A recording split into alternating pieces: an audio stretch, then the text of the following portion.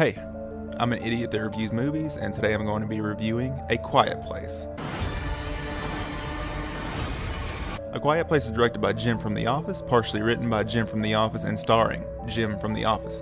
And also Emily Blunt and some kids are there. Basically, the story of the world is there are monsters that will one-hit you if you make a noise, so naturally most of the movie characters talk through sign language. When they are using sign language, the dialogue is very basic, straightforward, and uninteresting. There are little jokes here and there, but they aren't funny. When the characters talk out loud, the dialogue then ranges from generic to completely over-the-top trailer talk, where the world is always at stake and I have a tough time taking it seriously. Now when I say overly dramatic, think about that time your girlfriend or boyfriend called you extremely upset because they had a dream where you liked someone else's photo on Facebook. It's really that awful. Who are we if we can't protect them? We have to protect them. As far as the directing goes, this shit is just painfully average. There's nothing artful, unique, or intriguing about it. The opening shot is fine, but the rest of it could have been directed by anyone, to be honest. Now, since I've been pretty negative so far, I will throw in a positive and say that I really like the way the film shows you what will happen if you make a noise right off the bat and lets you know what the stakes are for the rest of the film.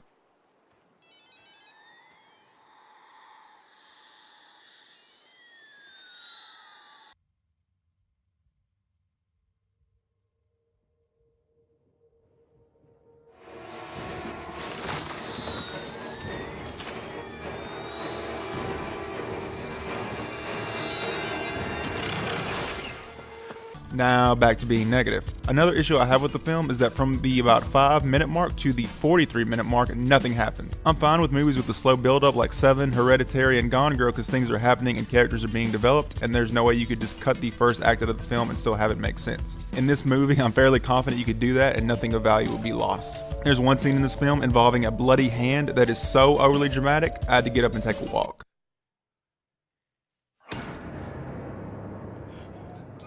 Since making noise is a death sentence, when certain characters scream in the movie to distract the monsters, it is supposed to be a dramatic moment where you as the audience think that the characters could be killed, but because of it being so fucking over the top, it just comes off as comical. I can't just say something like that and then not show it, so here's a clip I may or may not get a copyright strike for.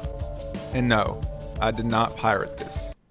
I found a VHS tape outside my cabin.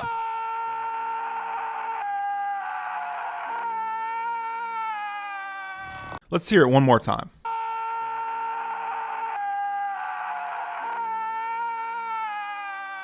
One more time, Jim.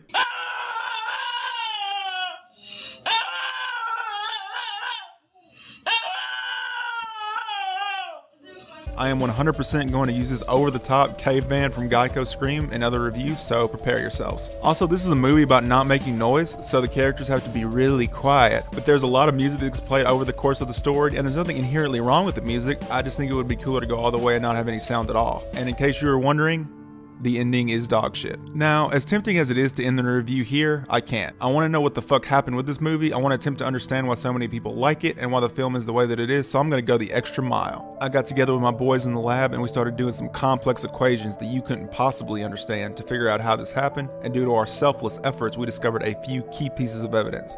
The script is 67 pages long, and some of those pages have one word on them. Literally one word. Remember that section I mentioned earlier that could be completely cut out of the movie? None of that shit is even in the script. Oh, and also the script has a totally different ending. And the script looks like it was written by a guy watching an Adam Sandler movie, then decided they could write a horror movie script. In my short but thorough investigation, I found no reason why anyone would ever like this movie, but if you do like it and think it's good, that's completely fine. Remember, I'm just a moron who reviews movies for fun and my opinions hold no weight. If you hate me or want me to drink bleach, please let me know in the comments. But it should go without saying that I hate this movie quite a bit. I'm feeling a 4,283 out of 10,000 on this boring piece of shit movie. And for more extremely happy and positive movie reviews, please like and subscribe, and I'll see you on the next one.